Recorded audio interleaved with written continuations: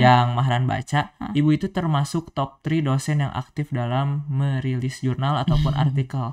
Nah, itu tuh tips and triknya tuh gimana sih, Bu? Tips dan triknya gimana ya?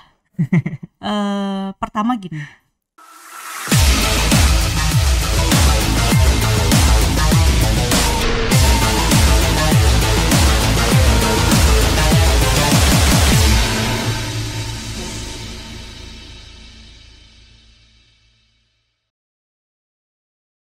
Bismillahirrahmanirrahim. Halo Sobat Sakti.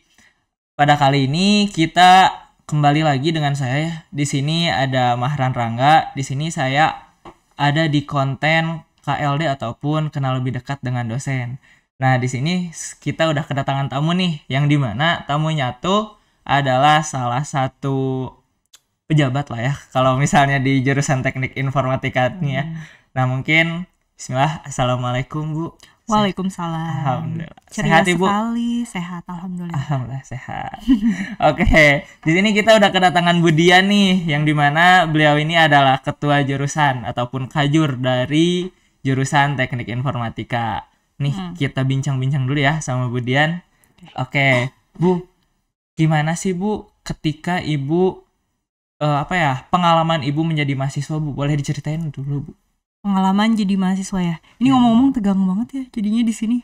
Ini sebagai personal Dian, sebagai dosen, sebagai apa nih? Sebagai Ibu. Sebagai saya. Mahasiswa. Jadi dulu tuh sebenarnya punya cita-cita pengen jadi arsitek. Terus ceritanya coba-coba daftar. Pilihan pertama arsitek ITB, pilihan kedua tuh informatika ITB. Cuma dulu kayaknya sempet sombong kali ya. Karena dulu tuh udah megang jalur masuk yang lewat rapot gitu loh. Di ilmu komputer UPI. SNMPTN ya, Bu? Ya kalau sekarang namanya itu kali. Kalau dulu SNBP ya? Kalau dulu namanya apa ya, lupa. Pokoknya ada jalur lewat rapot gitu tanpa testing gitu. Udah megang tuh di ilmu komputer UPI gitu kan ya. Nah, terus sehari sebelum SBMPTN itu, sebelum ujian itu kayak yang udah ngerasa tenang terus nggak belajar gitu kan. Karena nilainya dirasa udah cukup ya, Bu, untuk masuk. Ya dirasa udah punya cadangan gitu. Nah, terus kayaknya waktu itu sombong kali ya, dan akhirnya dua-duanya tuh nggak keterima.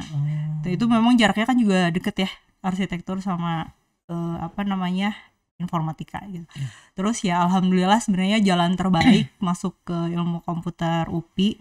Dulu waktu jadi mahasiswa kupu-kupu kali ya, kuliah pulang, kuliah main gitu. Jadi masih sempat main juga gitu kan. Di organisasi juga nggak terlalu aktif sih. Di BEM dulu pernah ikut, tapi cuma 1 semester gitu, jadi anggota kalau sekarang SMA kali ya, bukan BEM-nya sih. Jadi kayak kayak MPR-nya lah, jadi kayak MPR-nya di kampus gitu. MPR-nya di kampus gitu. Itu juga cuma 1 semester, jadi memang jarang organisasi, lebih ke belajar aja kali. Ibu ketika menjadi mahasiswa termasuk mahasiswa yang ambis nggak, Bu? Nah, ambis jadi gimana? Mahasiswa yang ambis gitu, Bu. Jadi kalau misalnya tiba-tiba ada teman yang ngerjain tugas duluan, Ibu panas gitu atau gitu? Kalau ambis sih enggak ya. Cuma kalau sering dijadiin sumber tugas sih iya gitu. Jadi ambisius sih enggak, masih sempat main, masih sempat pokoknya pulang kalau nggak ada dosen main nongkrong gitu. Masih sempat lah, masih sempat pacaran juga gitu kan. Nggak yang ambisius ke nilai, tapi berusaha yang terbaik aja. Emang punya target saya tuh dulu pokoknya ini harus lulus tepat waktu, harus cum laude, walaupun ujungnya ternyata enggak. Jadi tepat waktu iya, lulus tepat waktu, cuma kurang 0,01 untuk dapat cum laude. Itu tuh nyesek banget. Udah ya, pokoknya nggak ada yang ngulang. Terus saya tuh nggak pernah yang dapat nilai C terus ngulang, nggak. Jadi ya udah jalan aja, karena kan kalau misalnya ngulang berarti kan nggak bisa cum laude dong. Iya, ya kan. Pokoknya target saya tuh cum laude, lulus tepat waktu. Jadi kalau ada yang nilai C tuh nggak pernah ambisius buat ngulang dapat A gitu, nggak. Jalanin aja, walaupun di akhir ya udah jalanin baik, kurang 0,01. Oke. Nah, setelah S1 nih, Ibu lanjut kemana nih, Bu? Jadi gini, Wah, perjalanan panjang kali ya. Jadi dulu waktu kuliah itu semester 7 tuh dia udah nikah. Jadi semester 7 udah nikah. Memang suami dulu kerja di Karawang kan, jadi masih LDR-an lah. Nah itu tuh apa ya namanya, ya fokusnya jadi kebagi lah ya, fokus ke keluarga sebenarnya nggak juga, karena kan dulu masih cuma berdua gitu. Nah terus hamil tuh, jadi semester 7 semester 8 itu pokoknya lagi ngerjain skripsi tuh dia lagi hamil. Jadi begitu lulus kuliah tuh ya memang apa namanya, ngurusin bayi juga gitu kan. Terus langsung daftar jadi dosen. Jadi gimana ya, kan jarang ya kalau zaman dulu kayaknya masih kecil banget gitu, masih semester 7 udah nikah gitu kan ya. Terus waktu lagi sidang juga lagi hamil gitu kan. Terus begitu lulus coba-coba daftar ke sini, sebenarnya ada jalannya. Jadi kebetulan kan orang tua juga memang beliau dosen di UIN Bandung gitu. Dan saya masih ingat banget, udah coba aja ke informatika, dulu kajurnya masih Pak Cecep. Jadi Pak Cecep Nurul Alam tuh salah satu pahlawan lah yang berjasa dalam karir Dian di awal tuh. Jadi dulu ketemu sama Pak Cecep, ngelamar buat jadi asdos. Kalau dulu kan nggak boleh ya, nggak bisa langsung jadi dosen gitu, nggak bisa langsung jadi dosen. Dulu tuh kan harus S2 ya kalau misalnya di kelas itu, ngajar di kelas. Jadi dia tuh dikasih ngajar di lab, tapi ya dijalanin aja. Itu tuh baru berapa bulan melahirkan ya, Februari, ngelahirin tuh Desember, Februari berarti baru 2 bulan. Iya 2 bulanan gitu, sambil yang ngisi waktu lah gitu ya, ngisi waktu. Jadi itu lumayan hektik ngurusin bayi, suami jauh juga gitu kan. Nah terus mau nggak mau kalau karirnya memang pengen jadi dosen, itu harus sekolah kan. Iya betul. Terus ngobrol-ngobrol, alhamdulillah sih sebenarnya punya suami yang support banget, jadi support di karir banget gitu ya. Waktu anak umur 8 bulan memutuskan untuk sekolah S2 lanjut. Nah alhamdulillah waktu itu dapat beasiswa gitu, jadi lanjut di ITB. Gitu. Alhamdulillah, berarti mimpi ibu yang jadi dosen. Ya alhamdulillah lah ya, alhamdulillah. Jadi itu terus beres kuliah S2 ya, kuliah S2, melahirkan lagi. Jadi kerjaan dia tuh kayaknya kuliah, hamil, melahirkan, kuliah, hamil, melahirkan, kuliah lagi, udah gitu ya. Kayaknya udah cukup. Itu sih. Oke. Berarti waktu pas ibu lagi mengemban menjadi mahasiswa nih Bu di ITB untuk ngambil S2, berarti itu ibu lagi sambil menjadi dosen di sini Bu? Iya, sambil. Tapi ya karena belum S2 kan, berarti kan di kelas tuh. Di lab tuh dapatnya. Jadi belum mendapat ngajar di kelas. Nah, terus itu tuh tahun berapa ya? Jadi sebenarnya Dian tuh udah lama di sini, 2012. 2012, tapi baru diangkat CPNS tuh 2019. Jadi PNS itu baru 2019. Cukup lama ya, di 7 tahun lah. Nah, sebenarnya di perjalanan itu tuh di 2016, karena yang namanya dosen tuh harus punya NIDN. Kan, jadi mau nggak mau nyari tuh NIDN. Dapatlah NIDN-nya tuh di Sekolah Tinggi Teknologi Garut. Kalau sekarang namanya ITG. Sekarang namanya ITG, udah berkembang banget lah. Nah, di sana tuh itu tiap Sabtu Minggu tuh pasti ngajar di sana. Gitu. Kebetulan kan suami waktu itu lagi kerja di Jepang juga kan. Jadi kalau di jalan kan lumayan tuh perjalanan Bandung Garut gitu ya. Naik motor cewek. Jadi kalau lagi musim hujan gitu tuh udah berasa ngenes gitu. Ini nyari apa sih gitu ya, hujan-hujanan sendiri Bandung Garut cewek, tapi ya alhamdulillah semua dijalanin lah. Gitu. Jadi sempat ngajar di banyak tempat juga, di ITG, dulu pernah juga di DNBS juga. Pernah ngasdos juga di ITB-nya gitu. Jadi memang dulu waktu kuliah itu kan cita-cita tuh sebenarnya pengen jadi arsitek ya. Senang ngegambar kayak gitu, walaupun nggak bagus-bagus amat gitu ya. Senang gitu. Nah karena nggak lulus itu gitu kan ya, ngegambarnya tuh jadi kayak cuma hobi aja gitu. Tapi ibu sampai sekarang gitu masih ngegambar? Ya, kalau dibilang sering sih enggak, maksudnya ya bisa sedikit-sedikit, nggak bagus-bagus amat lah gitu ya. Nah terus waktu semester 4 ceritanya. Semester 4 itu diajakin ngasdos waktu di UPI itu. Jadi ngaslab lah. Jadi jadi asisten labnya kakak tingkat untuk kelas praktikum gitu, algoritma pemrograman kalau nggak salah. Pemrograman apa? Ya, algoritma pemrograman atau dasar pemrograman gitu lah. Jadi asdos tuh 2 semester. Dari situ tuh kayaknya wah seru ya kalau jadi dosen gitu. Itu sih. Oke. Nah, ketika ibu menjadi mahasiswa tapi menjadi dosen juga bu, itu gimana tuh bu perasaannya? Mahasiswa S2 ya? Iya. Perasaannya campur aduk, dijalanin aja sih. Gimana ya? Emang passionnya kali ya di sana gitu.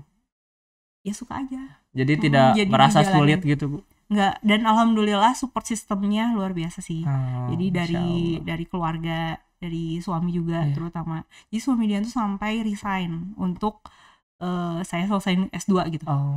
Karena kan ya tadinya kan Karawang Bandung kan, pulang pergi ya lumayan juga capek gitu kan. Terus adik juga masih kecil dulu, anak masih kecil, masih 8 bulan. Dan ya luar biasa pengorbanannya ya, sampai resign, udah kamu fokus sekolah, tuh beres sekolahnya S2. Terus pas sekolah S3 juga ini sih apa namanya, dibilang modal nekat bisa juga gitu. Juga sih. Gitu. Bismillah aja lah pokoknya, bismillah, suami support, jalan gitu. Alhamdulillah. Oke. Nah, ketika ibu menjadi mahasiswa bu, itu ngatur waktunya susah nggak sih bu? Ngatur waktu ya? Iya. Soalnya itu menjadi kesulitan kita, termasuk ya mahran gitu bu, dalam mengatur waktu juga sih. Manajemen waktu gitu ya? Iya betul bu. Sebenarnya nggak ada trik khusus kalau Dian sendiri ya. Itu nggak ada trik khusus yang harus misalnya pagi harus ngapain, nanti siangnya harus ngapain, enggak sih. Dijalanin aja. Utamanya tidak menunda pekerjaan. Jadi kalau misalnya dapat tugas nih dari dari dosen gitu ya, pas pagi, ya dikerjain hari itu juga gitu. Gitu. Jadi kalau dibilang misalnya ya banyak statement misalnya Bu Dian pintar gitu kan, gak juga sebenarnya. Jadi termasuk yang lambat belajar. Jadi kalau misalnya dosen nerangin tuh nggak langsung yang ngerti saat itu juga gitu. Tuh ya, tapi kalau kerja keras iya. Itu sih. Jadi nggak nunda pekerjaan. Kalau manajemen waktu masih sempat main kok, masih sempat nongkrong, masih sempat gitu menikmati zaman kuliah tuh di bawah santai, tapi ya tadi kerja keras, terus jangan nunda pekerjaan. Itu sih. Ada tugas langsung kerjain. Nah Bu, kan ibu nih selanjutnya setelah ke ITB itu lanjut ke Malaysia, betul nggak Bu? Ya, Malaysia. Betul berarti ya. Nah, ketika ibu di Malaysia nih menjadi mahasiswa di sana, apakah ibu ada kesulitan komunikasi Bu di sana Bu? Awalnya iya. Jadi kan tadi ya mau sekolah lagi tuh sebenarnya modal nekat. Iya.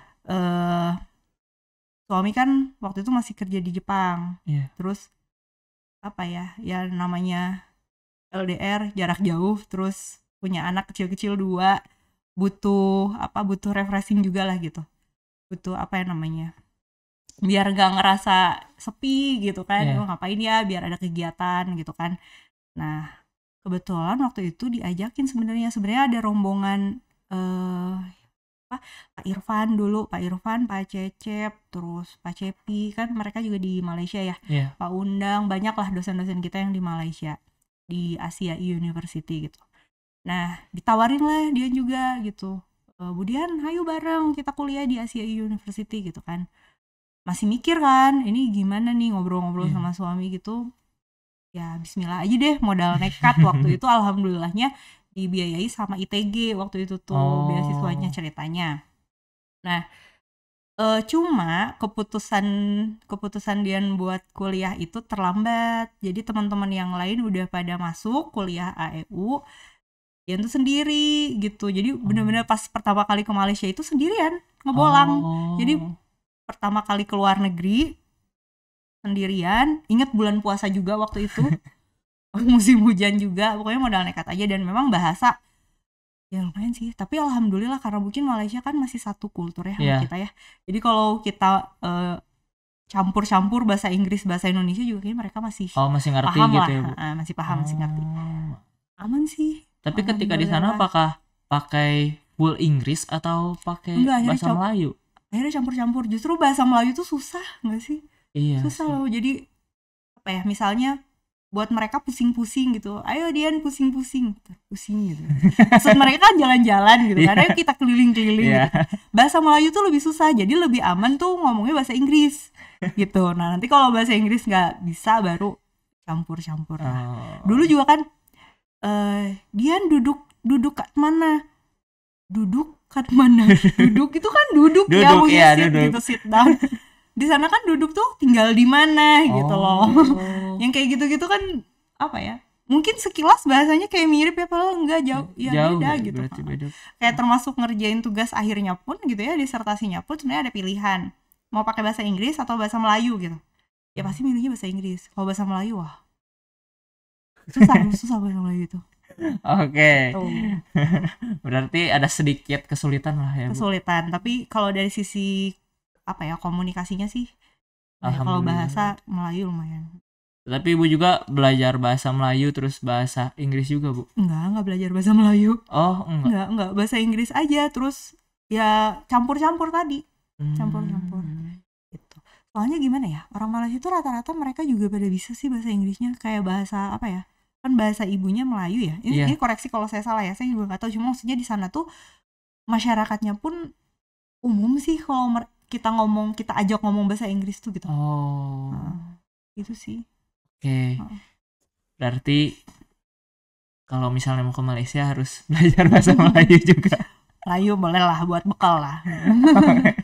Oke. Tapi Bu, ketika Ibu di Malaysia, Bu, apa Ibu di sana sendiri atau sama suami anak Ibu juga dibawa gitu? Enggak, sendiri. Jadi kebetulan apa ya namanya? Kan suami dia waktu itu lagi di Malaysia, lagi di Jepang kan. Jadi bener-bener sendiri.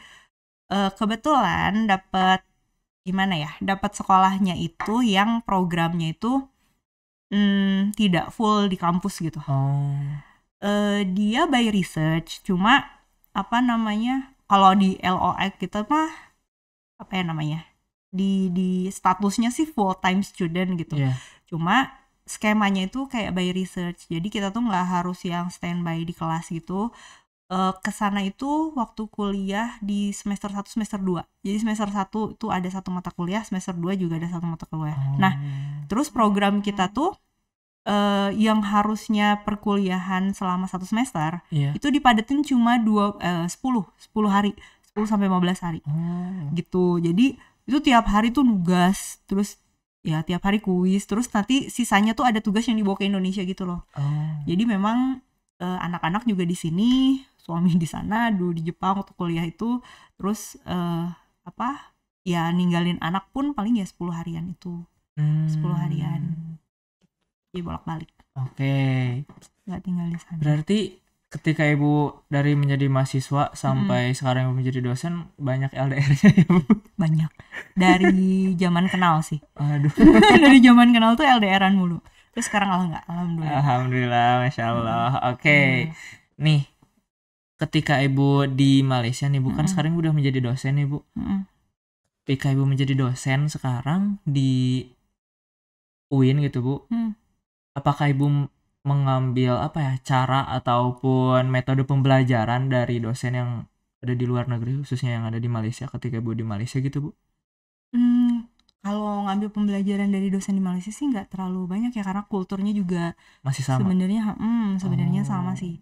Kalau banyak ilmu tuh sebenarnya di S1 iya, banyak banget lah dosen pembimbing, dosen dosen wali, dosen-dosen saya di UPI itu luar biasa semua gitu ya, mengajarkan disiplin, tepat waktu, itu udah pasti gitu kan ya. Kemudian objektif, ngasih nilai, selalu open history nilai gitu. Jadi mungkin itu juga saya terapkan di perkuliahan ya, karena dulu saya merasakan jadi mahasiswa, saya senang kalau misalnya dosen saya kasih detail nilai. Betul. Makanya kebiasaan saya misalnya ke mahasiswa, ya saya kasih detail nilai. Jadi kalau misalnya mahasiswa protes, ya ini ada buktinya gitu betul. Kan. Jadi nggak yang Bu kenapa nilai saya D? Ya emang segitu gitu ya, nggak bisa kan jawab kayak gitu ya, nanti tambah diprotes gitu kan. Nah terus di ITB pun sama, saya ingat perkuliahan luar biasa lah namanya, apa namanya, Bu Inge namanya, Bu Inge itu dosen luar biasa keren banget di ITB. Sudah pensiun juga beliau. Itu ngajarin disiplin banget. Jadi saya ingat telat cuma 1 menit. Pokoknya benar-benar beliau tutup pintu, aku tuh udah di depan pintu. Gak boleh masuk. Jadi oh ya iya memang seharusnya seperti itu gitu. Betul. Menghargai waktu ya. Menghargai waktu. Jadi dari sini juga banyak belajar lah. Kemudian kalau di UIN tuh ya banyak guru saya yang luar biasa gitu ya di UIN Bandung ini. Jadi selama perjalanan saya sebelum PNS pun banyak tangan-tangan luar biasa yang support karir di sini gitu ya. Ada Prof Yudi. Dulu saya ikut Prof Yudi itu di Puslit di LPPM, lama di sana, banyak belajar, termasuk belajar nulis juga. Terus ada Prof Dani juga, ya kan, Prof Ali Ramdhani. Guru saya yang luar biasa juga. Wah, banyak belajar. Beliau itu juga sama disiplinnya dan kerja kerasnya. Gimana ya? Mungkin kalau saya boleh bilang, pinter tuh sebenarnya bonus, bener gak sih? Iya sih. Yang penting tuh kerja keras. Iya betul. Jadi kalau misalnya kerja keras plus pinter, itu alhamdulillah. Udah alhamdulillah banget. Tapi ketika kita kerja keras, insya Allah sih hasil nggak akan apa ya namanya, usaha tidak akan mengkhianati hasil gitu kan. Itu udah yakin banget sih. Oke. Jadi berarti Ibu lebih banyak ngambil metode itu dari dosen-dosen yang malah dari Indonesia juga ya Bu? Ya banyak sih semua ya, gimana ya, pokoknya guru-guru selama saya sekolah, selama perjalanan karir tuh banyak ambil contoh lah, banyak ambil hikmahnya. Termasuk misalnya dosen saya yang di Malaysia itu, supervisor pembimbing itu, care-nya luar biasa, sampai kayak yang, Dian kau belum bayar SPP, kayak gitu-gitu tuh sampai diingetin gitu. Terus si disertasi itu beliau tuh nggak cuma yang oh ya ini harusnya kayak gini nunjuk itu enggak. Tapi beliau setiap bimbingan itu beliau selalu buka laptopnya, selalu buka PC-nya, buka disertasi saya, langsung edit di situ. Jadi ini Dian harusnya kata-katanya gini. Terus nanti Dian koreksi ya, ini yang di highlight. Kalau beliau belum yakin dengan dengan jawaban saya, itu sama beliau di highlight, nanti kamu cari ya. Jadi benar-benar riset tuh kayak yang ya berdua gitu, kerjain bareng kayak gitu. Pokoknya ya luar biasa. Jadi ya mudah-mudahan saya bisa mencontoh yang baik itu gitu ke mahasiswa gitu. Dan salah satunya Mahran kayaknya sudah banyak merasakan dari Bu Dian. Ya Kak, amin mudah-mudahan. Oke, nih Bu, tapi ngomong-ngomong riset nih Bu, di Instagram UIN, nggak tahu di website UIN gitu ya, yang Mahran baca, Ibu itu termasuk top 3 dosen yang aktif dalam merilis jurnal ataupun artikel. Nah, itu tuh tips and triknya tuh gimana sih Bu? Tips dan triknya gimana ya? Pertama gini, nulis tuh sebenarnya salah satu hobi juga tadi selain menggambar. Jadi dari zaman dulu SMA itu ikut jurnalistik, suka ngisi mading. Terus zaman SMA tuh suka bikin puisi, bikin cerpen kayak gitu-gitulah. Jadi memang nulis tuh udah senang. Nah, terus pas jadi akademisi nulisnya nggak ke sana arahnya, bukan ke novel gitu ya. Arahnya ke karya ilmiah gitu kan. Nah, tadi kan saya di Puslit tuh, lama juga di Puslit. Itu banyak belajar strategi-strategi nulis karya ilmiah kayak gitu. Terus awalnya suka ya, passion nulisnya itu memang sudah ada gitu. Nah, terus awalnya makin berkembang itu dulu ikut conference ceritanya. Nah, ketika ikut conference itu pas dapet acceptance letter gitu, seneng banget gitu kayaknya. Jadi ngerasain hal yang benar-benar bikin Ibu seneng gitu. Iya, seneng. Dan sebenarnya itu publikasi pertama di conference itu yang membawa saya aktif di kampus di UIN. Dulu itu dulu tuh masih kayak dicari dosen-dosen yang punya ID Scopus dulu tuh kayak gitu. Dan itu tuh sebenarnya salah satu tabungan saya yang Bu Dian ternyata udah punya ID Scopus, yuk bareng nulis segala macam, jadi aktif di sana. Terus tips dan triknya apa ya? Nulis aja sih. Karena memang tadi ya senang, terus ya sayang kalau misalnya punya penelitian gak dipublikasikan. Terus sebenarnya sumber-sumber utamanya itu banyaknya dari mahasiswa. Jadi kalau dibilang siapa yang berjasa untuk karya-karya publikasi Dian gitu ya mahasiswa. Ya kan? paling gampang tuh kan dari skripsi, publikasi itu kan Iya. ya, penelitian. Karena kan kalau dosen mungkin penelitian 1 tahun sekali. Iya. Tapi kan selama 1 tahun itu kita ngebimbing banyak mahasiswa dong, Iya, ya betul. kan? Sayang kalau nggak dipublikasikan gitu. Jadi Oh. ya mahasiswa juga kontribusinya luar biasa sih untuk publikasi. Oke. Tuh. Nah, kan sekarang Ibu ini jadi dosen, tapi jadi kajur juga kan ya, Bu ya? Baru berapa bulan ya? Nah, baru berapa bulan ya, Bu? September. Dari September berarti September, 1, Oktober, 2, November, Desember. 5 lah ya, kayaknya 5 bulanan ya. Lebih sih. 6 berarti Iya, ya. iya. Udah Ya, hampir boleh setengah lah. tahun lah, Bu.